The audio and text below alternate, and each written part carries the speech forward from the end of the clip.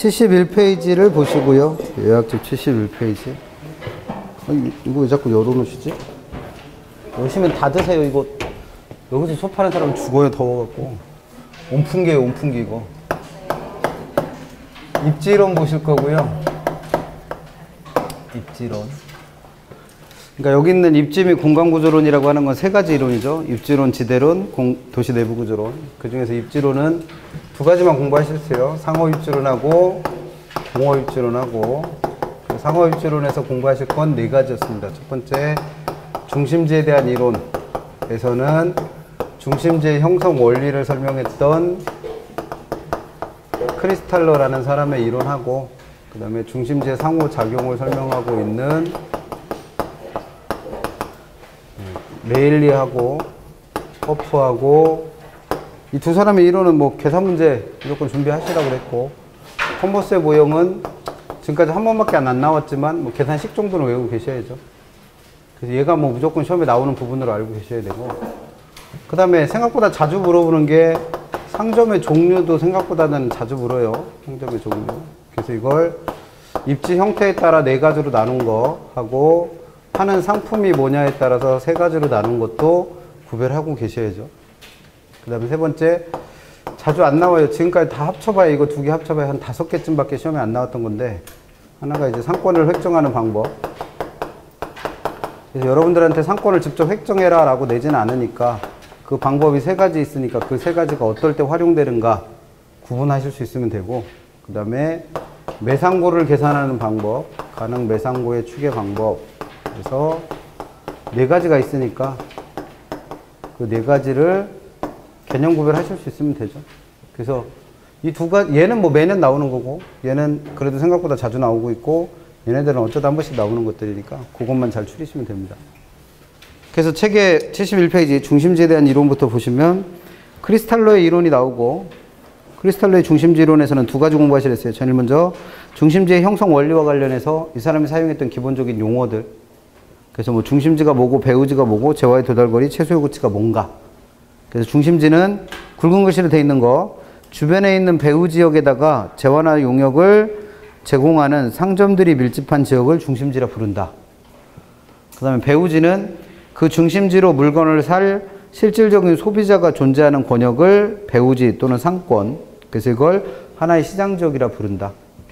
그 다음에 세 번째는 재화의 도달거리란 이름 그대로 중심지에서 제공하는 재화가 소비자에게 도달하는 최대한의 거리. 그 얘기는 거꾸로 얘기하면 소비자들이 물건을 사기 위해서 중심지까지 이동할 최대한의 거리를 재화의 도달거리라고 부르죠.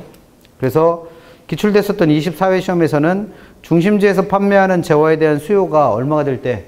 0이 될 때까지의 거리를 재화의 도달거리라고 불렀죠. 그 다음에 4번에 있는 최소의 고치는 중심지에 있는 상점이 그 기능을 유지하기 위해서 필요한 최소한의 수요 수준.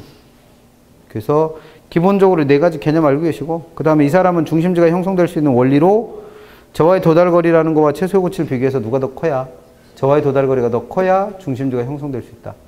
그럼 이 얘기를 그냥, 이거는 이제 책에 있는 얘기를 한 거고, 상식적인 말로 바꾸면 그 최소의 고치라는 건 얘가 먹고 살기 위해서 필요한 최소한의 매출액 부분이에요.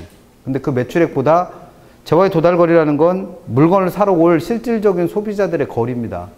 그럼 실질적으로 물건을 사러 오는 사람들이 내가 내가 필요한 최소한의 수요 수준보다는 어때야? 커야지만 내가 여기서 장사해서 돈 벌 거 아니에요. 그래서 중심지가 그런 원리로 형성된다 이해하시면 되고, 그래서 6번에 있는 것처럼 상권이 형성되면 그 상권의 모양은 중심지가 하나만 있을 때는 그 모양이 원형이 되는 게 가장 바람직하고, 여러 개의 중심지가 존재한다면 그 모양이 정육각형 되는 게 제일 바람직합니다. 그래서 여기까지가 24회 시험에서 물었었던 기본적인 용어들에 대한 얘기고, 그 밑에 2번의 중심지의 특성에서 이 사람은 1, 2, 3번에 있는 것처럼 중심지를 그 중심지의 기능과 상권의 크기에 따라서 고차 중심지와 저차 중심지로 나눴다는 거예요. 그리고 이 두 중심지 간에는 4번에 있는 계층의 원리라는 거와 5번에 있는 포섭의 원리라는 게 적용된다. 그래서 포섭의 원리가 뭐고 계층의 원리가 뭔지 개념 정도 아시면 되죠. 그래서 그 중에 계층의 원리라는 건 저차 중심지, 편의점으로 이해하시면 된다고 그랬어요. 는 그 숫자가 엄청나게 많은데, 고차 중심지, 백화점 같은 거로 이해하시라고 그랬죠. 는 그 숫자가 점점 줄어들기 때문에 고차 중심지 쪽으로 갈수록 그 수가 점점 줄어들어서 피라미드 모양의 구조를 띠고 있다는 거예요. 그래서 이걸 무슨 원리? 계층의 원리. 그 다음에 5번에 있는 포섭의 원리는 고차 중심지는 그 기능이 다양하기 때문에 저차 중심지가 가지고 있는 기능을 모두 다 포함하고 있다는 겁니다. 그렇기 때문에 주변에 뭐가 하나 있다면, 고차 중심지가 하나 있다면 그 주변에는 저차 중심지가 있을 필요가 없는 거예요. 그래서 고차 중심지 주변으로 갈수록 저차 중심지의 분포수가 줄어든다. 이걸 무슨 원리? 포섭의 원리. 그래서 그런 것들 구별하시면 되고, 시험에 주로 내는 건 72페이지부터 나오는 계산 문제 내죠, 뭘. 그래서 제일 먼저 레일리오 허프의 이론은 조금 차이가 있긴 하지만 기본적으로 문제 내는 형태가 똑같아요. 그래서 레일리도 그렇고 허프도 그렇고 소매 인력을 구하는데, 레일리가 구한 소매 인력을 구하는 방법은 거리의 제곱에 반비례하고 도시의 인구수에 어떻다? 비례한다. 요 식을 이용해서 뭔가를 구하려고 했고, 허프는 레일리와 좀 차이나는 점들이, 첫 번째, 이 사람은 중심지를 도시가 아니라 뭐로 본다? 도시 내에 있는 상점으로 본다. 그 다음에 레일리는 중심지가 딱 2개 있을 때만 얘기하지만 이건 셋 이상에서도 적용할 수 있다. 그 다음에 이 사람은 거리를, 시간 거리를 사용했기 때문에 반드시 뭐가 주어져야 된다? 마찰계수 값이 주어져야 된다. 이 세 가지 차이가 있긴 하지만 결국 허프도 뭘 구한다? 소매인력 구해요. 다만 허프가 구하는 소매인력 구하는 식은 거리에 단순히 제곱할 게 아니라 거리에 마찰계수의 제곱을 해야 된다고 그랬고, 그 다음에 중심지는 도시가 아니라 매장이기 때문에 그 매장의 면적에 비례한다 라는 식의 모양만 다를 뿐 기본적으로 요 식을 이용해서 뭔가를 구하라고 시험 문제 낸다고 그랬어요. 그럼 구하라고 하는 것들은 제일 먼저 중심지에 뭘 구할 수 있을 테고, 소매인력 구할 수 있을 테고, 그 소매인력 구한 걸 가지고 중심지 중에 어디로 물건을 사러 갈 거냐와 관련해서 물건을 사러 오는 사람들의 비율 구할 수 있습니다. 비율.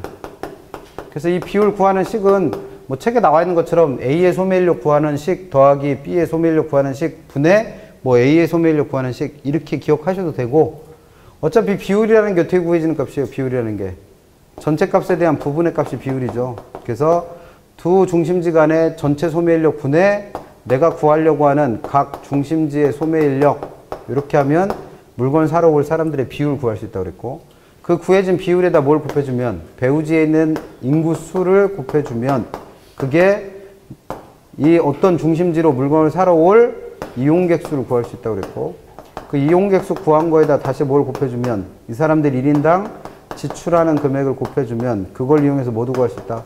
매출액도 구할 수 있다고 그랬죠. 그래서 어차피 시험 문제는 소매인력 구하라고 내진 않을 거 아니에요.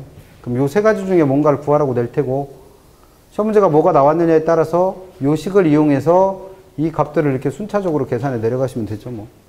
그래서 얘는 무조건 하나는 계산 문제 나오는 것들로 보시고, 우리 문제집 안에 들어가 있으니까 그때 문제 풀면서 보시면 되죠. 그 다음에 72페이지 3번에 있는 컨버스의 모형은 분기점 모형이라는 거에서 뭘 구하는 거예요? 이 분기점이라는 거에 위치 계산합니다. 위치. 그래서 이 분기점이라는 건 두 개의 중심지가 있을 때 이 두 중심지의 소매인력의 크기가 동일하기 때문에 물건을 사러 가는 사람들의 비율이 50대 50으로 똑같이 나눠지는 부분, 그래서 상권이 반으로 갈라지는 부분이다. 그래서 상권의 경계 지점이라 하고, 이 상권의 경계 지점에 뭘 구한 거? 위치를 구한 게 컨버스입니다. 그래서 이 상권의 경계가, 즉 분기점이 A로부터 또는 B로부터 얼만큼 떨어져 있는가, 그 거리를 구하는데, 만약에 A로부터의 거리를 구하고 싶다면 일단 뭐는 알아내셔야 되고, A, B라고 하는 두 중심지 사이의 거리는 알아내셔야 되고, 그 거리를 1에다가 루트, 만약에 A로부터의 거리를 구한다면 밑에가 A 들어가라고 있죠. 그래서 도시로 주어지면 인구수, 매장으로 주어지면 그 매장의 면적 분의 위에는 B, 그래서 인구수 내지는 면적 값을 구하시는 거죠. 그래서 시험 문제는 지금까지 딱 한 번 냈고, 요 식만 외워두시면 뭐 얼마든지 풀 수 있는 문제죠, 뭐. 그래서 얘는 매년 내는 문제라고 보시고, 얘는 지금까지 한 번 나왔고, 그래서 얘는 계산 문제를 푼다면 적어도 이 문제는 풀어야 돼요.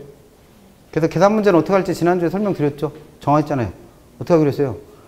뭐 돈이 4억이 뭐 아파트의 가격이 4억이었다 4억 4천으로 오르니까 가격 변화율 얼마인지 빨리 계산하고, 그 다음에 수요량은 1000개였다가 950개로 줄었을 때 수요량 변화율이 몇 %인지 빨리 구해갖고 수요의 가격 달성이 얼마 나오는지 구하는데 15초 이상 걸린다.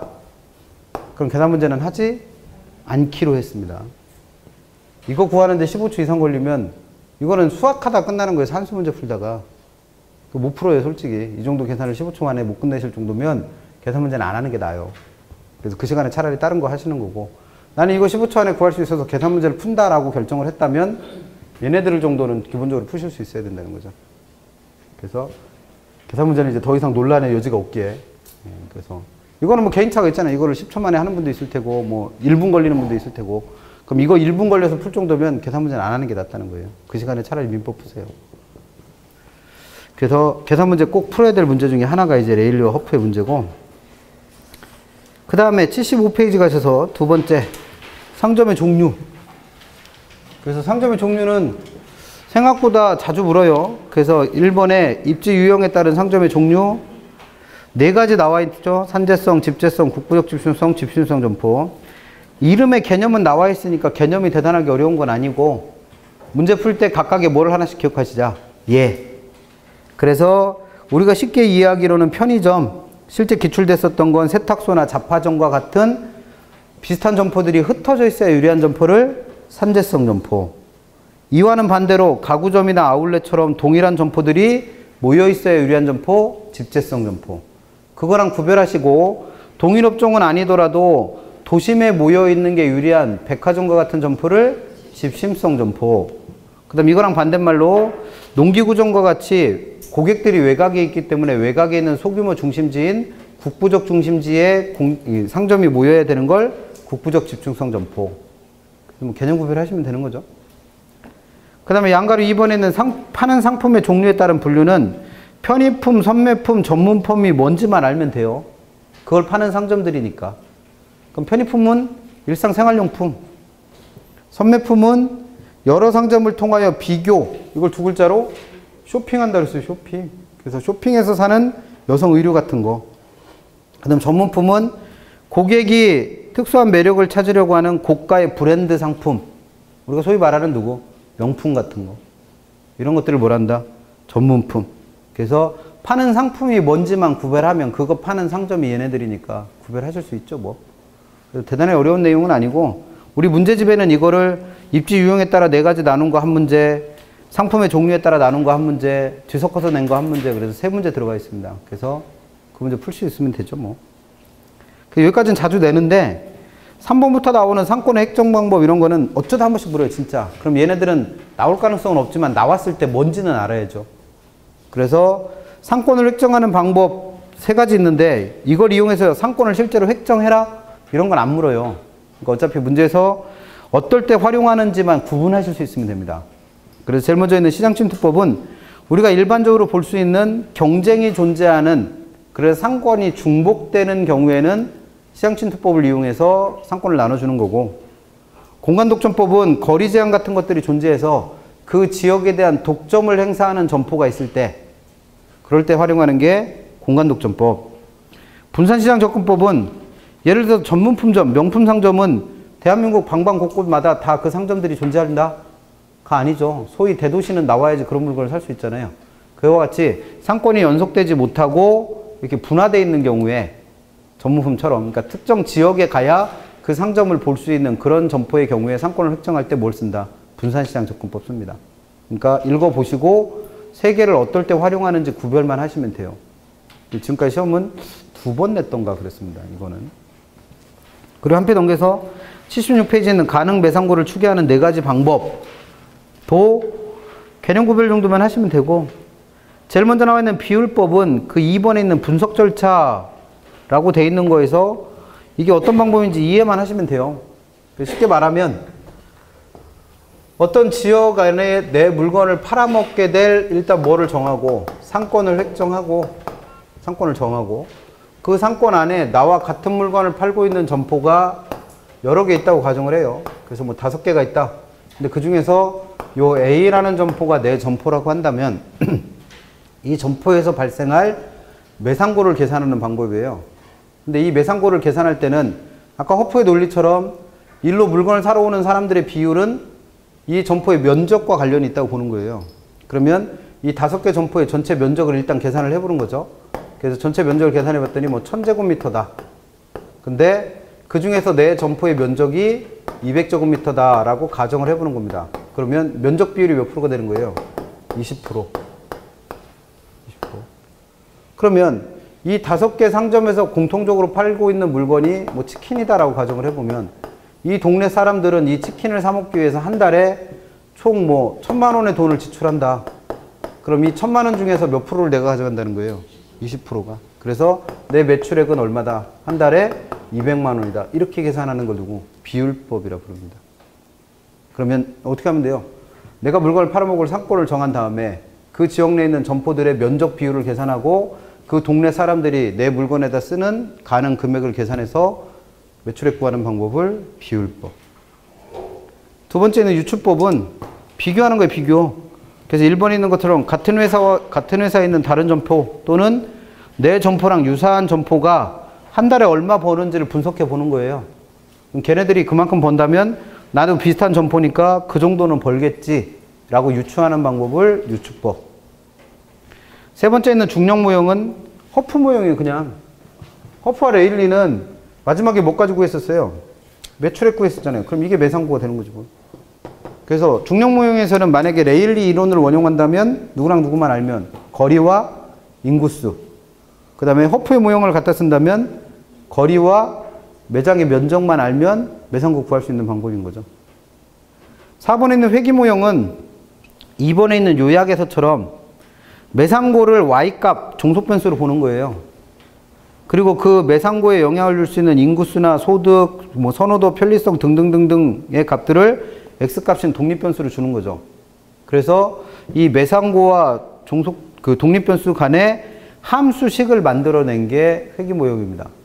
그래서 그런 독립변수들 중에 내 매상고에 유리한 영향을 주고 있다. 그럼 뭐로 표시하고? 플러스. 나한테 불리한 영향을 준다? 마이너스. 그래서 함수식 만든 걸 회기 모형. 그럼 그 밑에 장단점에서 회기 모형의 가장 큰 장점이라면 여러 가지 변수를 이용해서 매상고를 계산하니까 가장 정확하겠죠. 단점이라면 그만큼 함수식 만드는 게 쉽지는 않으니까 시간이 오래 걸릴 테고. 그래서 지금까지 시험에 한 3번쯤 냈던 문제. 그러니까 이 두 가지는 자주 안 나와요. 자주 안 나오고 나왔을 때 이런 게 있었다는 거 정도 기억나시면 되고. 그래서 우리 문제집도 지문 한 줄 넣어놨었나? 뭐 그 정도밖에 안 돼요. 그래서 한 문제 정도 들어있는 거고 주로 시험 문제는 얘네들이 나오고 그 중에 특히 계산 문제를 공부하시는 분이라면 레일리와 허프의 계산 문제는 무조건 풀 줄 아셔야죠. 그래서 여기까지가 이제 상호입지론이라고 해서 우리가 배웠던 것들이고 그 다음에 80페이지를 가시면 입지론 중에서 두 번째 공부하셨던 게 공허입지론이죠. 뭐 공허입지론. 입지론은 상호입지론하고 공허입지론 두 개만 공부하시면 되죠. 주거입지론은 어차피 이렇게 시험 문제 지금까지 출제된 적도 없고 앞으로 나올 것 같지도 않으니까. 그래서 공허입지론에서 공부하시라고 했던 건 두 가지. 첫 번째, 베버라는 사람의 이론인 최소비용 이론. 내용 알고 계시면 되고, 그 다음에 공장 입지 형태, 공허 입지 유형, 개념 아시면 되고. 그래서 일단 베버의 논리는, 베버의 최소 비용이라는 건 공장의 최적 입지를 어디서 찾는다? 생산하는 데 들어가는 비용이 제일 조금 드는 곳. 제일 조금 드는 곳. 근데 이 사람은 이 비용을 세 가지 정도로 들었어요. 그래서 제일 중시한 비용이 수송비 내지는 운송비. 그래서 수송비가 최소가 되는 지점에 공장은 기본적으로 어떻게 해라? 입지해라 라고 보는 거예요. 근데 두 번째로 생각한 비용이 누구니까? 노동비용이니까. 이 노동비용이 요 지점보다 더 저렴한 곳이 있다면, 노동비 최소 지점이 발견이 된다면 그 지점으로 공장은 무조건 입지한다? 가 아니라 글로 갈지 말지를 고려해 보라고 그랬습니다. 그래서 이걸 고려할 때 활용되는 애가 누구였다? 입지삼각형.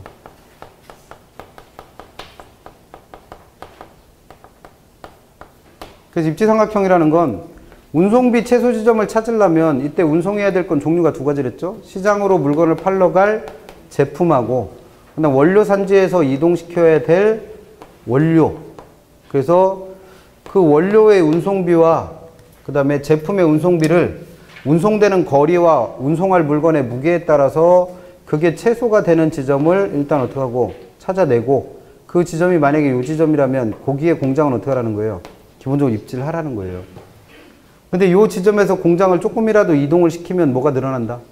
운송비가 늘어나겠죠. 그래서 그 운송비가 동일한 크기만큼 늘어나는 것들을 연결한 선을 뭐라 부르고? 등비용선. 그래서 그 등비용선을 그렸더니 이런 모양으로 등장을 했다.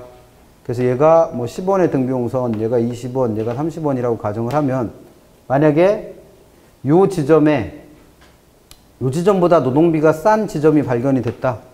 그럼 공장은 무조건 L 지점으로 이동해라? 가 아니라는 거예요. 그래서 뭘 따져보라는 거예요? 여기로 옮겼을 때 노동비가 얼마가 줄어드는지를 따져보라는 거예요. 그래서 여기로 공장을 옮겼더니 노동비가 20원 줄어든다. 그럼 총비용은 늘어난다, 줄어든다?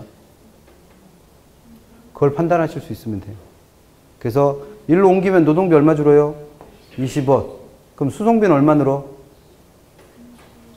20원하고 30원 사이에 있으니까 25원쯤이 늘겠죠. 그럼 총비용은 늘은 거예요, 줄은 거예요? 어? 늘은 게 25원이고 줄은 게 20원이면 총비용은 늘은 거예요, 줄은 거예요? 늘어났어요. 그러면 최소비용 지점이 아니죠. 그럼 공장은 일로 옮겨, 안 옮겨?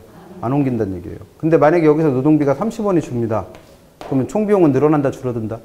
줄죠. 왜? 줄어드는 게 30원이고 늘어난 건 25원이니까. 그러면 이때는 여기가 최소비용 지점이 되니까 공장을 일로 옮겨야 된다는 거죠. 이게 입지삼각형. 문제 풀었었잖아요, 우리 5월 달에. 그래서 요거 물어봐요. 이거 물어볼 수 있고. 그 다음 세 번째 이 사람이 생각한 비용은 공장이 한 군데 모이면서 발생하는 집적 이익. 이 어떻게 되는 지점? 최대가 되는 지점을 어떻게 고려한 거예요? 이 세 가지를 순서대로 단계적으로 고려를 해서, 순차적으로 고려를 해서 뭘 찾은 사람? 생산하는 데 들어가는 비용이 제일 조금 드는 곳을 찾은 사람이 누구다? 배보입니다. 그래서 24회 때 내용 물었었고, 입지삼각형이라는 건 요약집 81페이지 3번에 나와 있는 것처럼 15회 때 기출문제로 이미 냈었습니다. 그래서 판단은 하실 수 있어야 돼요. 그 다음에 두 번째 물어볼 수 있는 건 공장 입지의 형태. 근데 수송비를 중시한 배버의 입장에서 봤을 때 공장이 입지할 수 있는 곳은 수송비를 어떻게 하면 줄일 거냐에 따라서 수송비를 절약하기 위해서 공장을 원료산지 근처에다 짓는 원료지향 입지하고, 수송비를 절약하기 위해서 공장을 시장 근처에다 짓는 시장지향 입지, 두 가지가 있을 수 있다는 거죠. 그래서 이 두 개를 구별하라고 시험 문제 내요. 그럼 두 개를 동시에 외우고 계시면 당연히 헷갈릴 수밖에 없으니까 무조건 문제 풀 때는 누굴 외우시고, 원료지향 입지가 어떨 때 원료산지로 가는가를 기억하시고, 이걸 거꾸로 뒤집어서 뭐를 푸셔라? 시장지향 입지라고 생각하고 푸시면 되죠. 그래서 공장이 원료산지 근처로 가는 이유를 세 가지로 설명했어요. 첫 번째가 이 산업이 무슨 산업이면? 중량 감소 산업이면 공장은 어디로 간다? 원료가 무거우니까 원료산지 쪽으로 간다는 거예요. 근데 이 중량 감소 산업이란 말과 동의어가 될 수 있는 게 몇 가지 있다고 그랬죠? 그래서 얘는 원료는 크고 무거운데 가공을 한 제품은 그 무게가 줄어드는 산업이란 뜻이니까, 무거운 원료를 수송하는 비용과 가벼운 제품을 수송하는 비용을 비교했을 때 누가 더 크면, 원료 수송비가 더 크면 결국 얘가 원료가 크고 무거운 중량 감소 산업이라는 얘기잖아요. 그럼 크고 무거운 원료를 덜 이동하기 위해서 공장은 어디로 간다? 원료지향 입지한다는 거예요. 근데 원료지수라는 걸 구할 수 있다고 그랬죠? 그래서 원료지수 구하는 식은 완성된 제품의 무게에 대한 그걸 만드는 데 들어간 원료의 무게. 근데 중량 감소 산업은 어떤 산업이라고 했습니까? 원료는 크고 무거운데 제품은 작고 가벼워지는 산업이라고 했으니까 계산해보나 마나 그 값이 얼마보다? 1보다 커지겠죠. 그러면 원료지수가 1보다 크다라는 얘기는 얘는 원료가 무거운 무슨 산업이라는 얘기니까? 중량 감소 산업이라는 얘기니까 원료를 조금만 이동하기 위해서 공장은 어디로 간다? 원료산지로 간다는 거고. 여기다 1을 더해서 구했던 게 입지 중량이죠. 그래서 그 입지 중량이 얼마보다? 2보다 크면 이것도 중량 감소 산업과 동의어니까, 그래서 공장은 어디로 가는 거예요? 원료산지로 가요. 원료산지에다 공장을 짓는 두 번째 이유는 사용되는 원료가 부패하기가 쉽다면, 부패하기 쉬운 원료를 사용한다면 원료가 썩기 전에 빨리 가공을 해야 되니까 공장은 어디로 가야 되는 게 원료산지로 가는 게 맞고, 그 다음 세 번째, 사용되는 원료가 특정 지역에서만 나오는 현재 원료 또는 국지 원료라고 한다면 이런 원료가 나오는 곳에 공장을 지을 수밖에 없다는 거죠. 그래서 이런 세 가지 이유 때문에 공장은 어디로 간다? 원료산지로 간다. 그래서 그걸 거꾸로 뒤집으면 다 공장이 어디로 가는 거다? 시장으로 가는 거다. 그래서 이걸 다 다른 거로 보지 마시고 그냥 이게 다 뭐구나? 중량 감소하나. 그래서 원료가 무거우니까 그걸 덜 이동하기 위해서 공장은 어디로 간다? 원료산지로 간다. 원료가 썩기 쉬우니까 원료산지로 간다. 원료가 그 동네에서밖에 안 나오니까 원료산지에다 공장을 짓는다. 이렇게 이해하시면 쉽죠, 뭐 이거는 사실 이해 못해도 되죠. 뭐 외우는 만큼 문제 푸는 거니까. 그리고 두 번째 나올 수 있는 게 이거 말고도 공장의 입지 형태 중에는 싼 노동력이 많은 곳으로 공장을 간다면 노동지향 입지. 그 다음에 공장이 한 군데 모여야 유리하다면 집적지향 입지. 물건을 옮겨 실는 지점에 공장을 짓는 게 유리하다면 적환지 지향 입지. 그 다음에 수송비라는 요인을 고려하지 않는다면 자유지향 입지. 전통적인 입지 요인을 아예 고려하지 않고 뭐 대도시 인근이나 뭐 이런 데다가 공장을 짓고 있다면 탈족산업. 그래서 얘네들의 개념 정도는 구별하고 계셔야죠, 뭐. 그래서 공장 입지 형태 가지고 물어봅니다. 그럼 얘는 매년 낼 만큼 문제 낼 게 많지는 않잖아요. 그래서 어쩌다 한 번씩 나오는 것들로 보시면 되고, 여기까지가 우리가 입지론에서 공부하실 상업입지론과 공업입지론입니다. 주거입지론은 지금까지 기출된 적도 없고 나오기가 쉽지 않아요. 그래서 혹시라도 모의고사 이런 데서 나왔을 때 그냥 참고만 하시고, 83페이지 가시면 제4절에 지대론 나옵니다. 지대론. 그래서 입지론은 이 두 가지 위주로 공부하시고, 두 번째 배웠던 게 이제 지대론인데, 지대론은 이름 그대로 지대에 대한 이론이죠. 그래서 이 지대를 뭐로 보느냐에 따라서 고전학파라는 사람들하고 신고전학파라는 사람들이 견해가 충돌됐었습니다. 그래서 리카르도로 대표되는 고전학파와 마르크스로 대표되는 신고전학파의 차이점도 물어보죠. 그래서 고전학파는 가장 큰 특징이 토지용에 대한 대가인 지대를 뭐로 보는 사람들, 잉여 또는 불로소득으로 보는 사람들. 신고전학파는 이 지대도 뭐로 보는 사람들, 생산요소 비용으로 보는 사람들. 그래서 고전학파는 토지를 생산요소로 안 봐요. 그래서 토지용 대가인 지대를 생산요소 비용이 아니라고 보니까, 생산요소 비용에 해당하는 애가 아니니까 비용이 늘어나면 가격도 비싸질 텐데, 지대는 생산요소 비용이 아니니까 가격에 영향을 준다 못 준다? 못 준다고 보는 거예요. 그래서 오히려 반대로 생산물의 가격에 따라서 그 토지용에 대한 대가인 지대가 결정된다라고 보는 게 고전학파고, 반대로 신고전학파는 지대도 생산요소 비용이니까 지대에 따라서 뭐가 결정될 수 있다? 생산물의 가격이 결정될 수 있다. 그래서 이런 차이를 보이는 게 두 사람들의 이론이니까 이거 구별하라고 시험 문제 내죠. 문제집 안에도 들어가 있고. 그래서 풀어보시면 되고, 우리가 배우는 건 이 두 개를 포함해서 배워요. 고전학파도 배우고 신고전학파도 배우고. 그래서 고전적 지대론으로 분류되는 세 사람의 이론을 따로따로 내기도 하고, 세 사람의 이론을 비교해서 문제를 풀어보시라고 내기도 하고, 그래서 세 사람의 이론 내용 정확하게 알고 계시면 되죠, 뭐.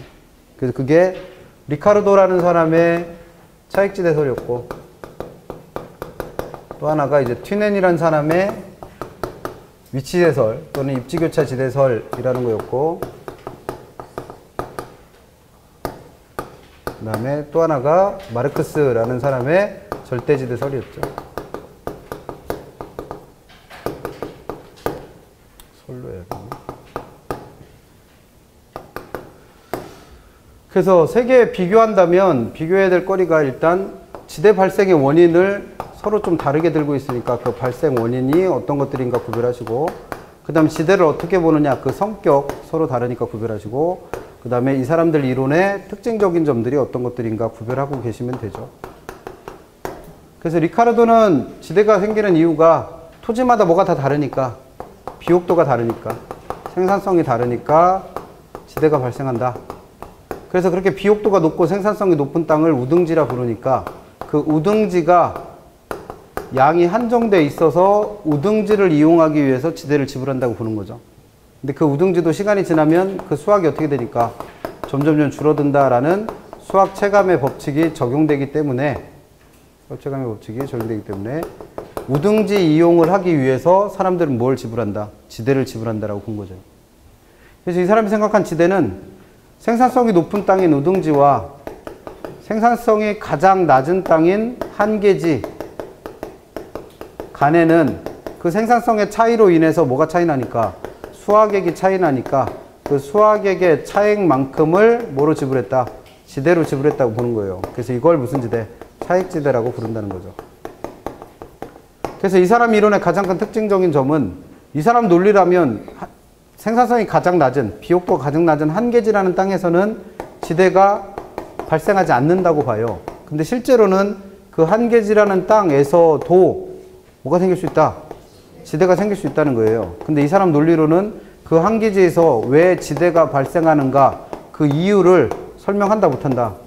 못한다고 그랬어요. 이게 특징이랬고. 두 번째는 이 사람도 고전학파로 분류되는 사람이니까 지대를 뭐로 본다? 잉여로 본다. 그래서 지대가 생산물의 가격을 결정하는 게 아니라 가격에 따라서 그 토지에 뭐가 결정된다? 지대가 결정된다. 이런 얘기를 한 사람이 리카르도입니다. 리카르도의 차익지대서. 그럼 이거 가지고도 지문 5개 만들고도 많겠죠. 그래서 문제집에 있는 것처럼 이 사람 이론 하나 가지고도 시험 문제 냈었고. 튀네네 이론은 비옥도만 생각한 리카르도 이론에 뭘 집어넣은 거예요? 위치 개념을 넣은 거예요. 그래서 물건을 팔아먹을 시장과의 위치 또는 시장과의 거리의 차이가 토지를 이용하는 대가인 지대를 발생시킨다고 본 겁니다. 그래서 사람들은 시장 가까운 땅을 쓰기 위해서 지대를 지불한다고 보는 거예요.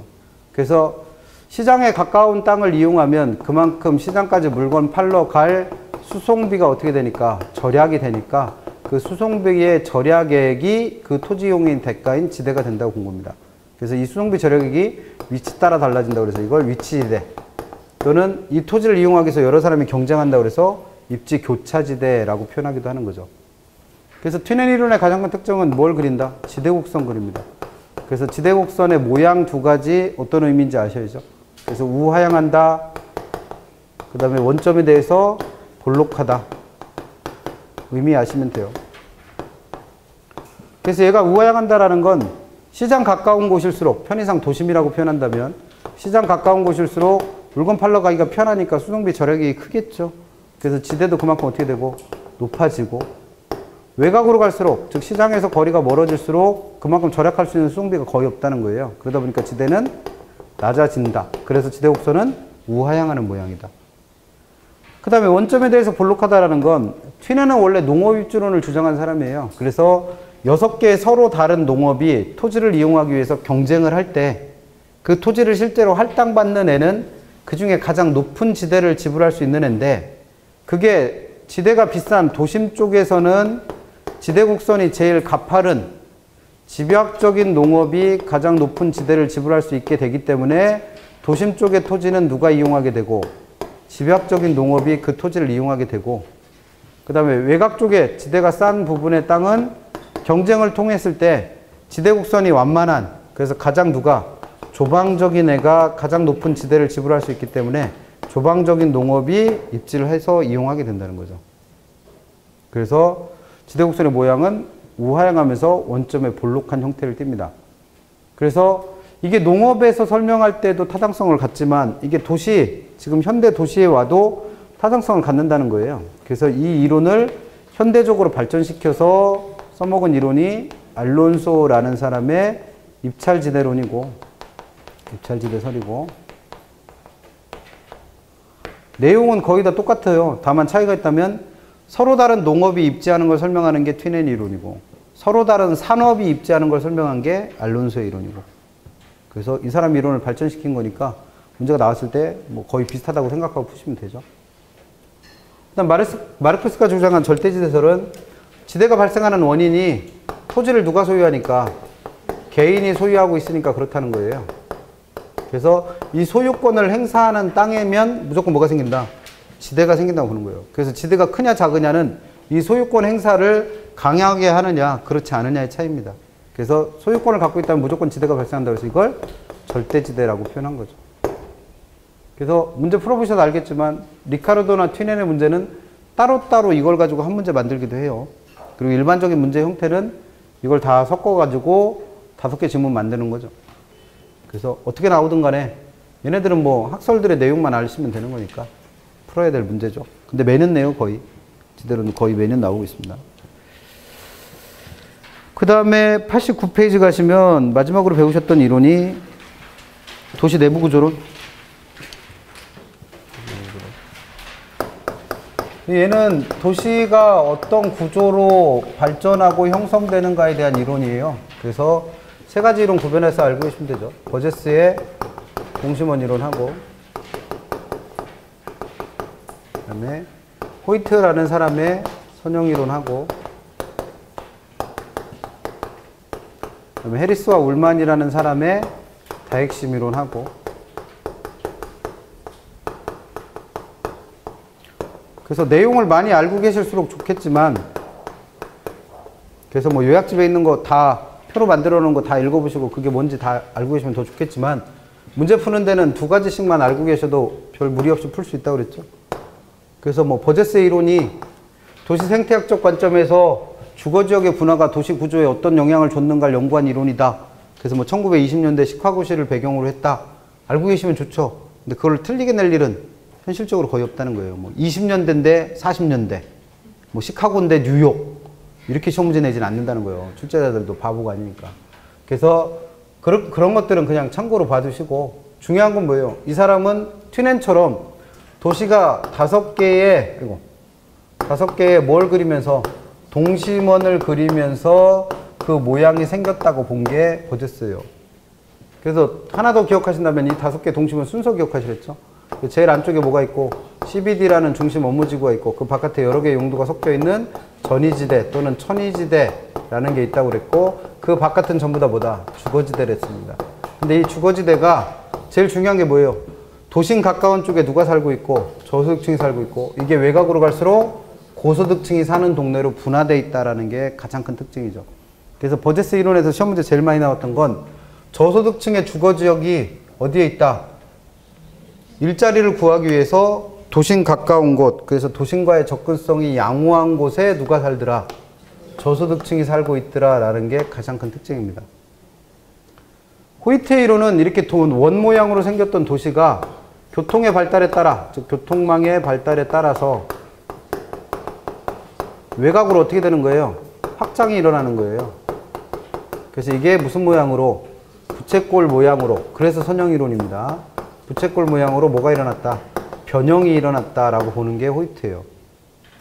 그러면 얘가 외곽으로 확장돼서 그만큼 도심으로부터 멀어지면 제일 바깥에 살고 있는 사람이 누구였어요?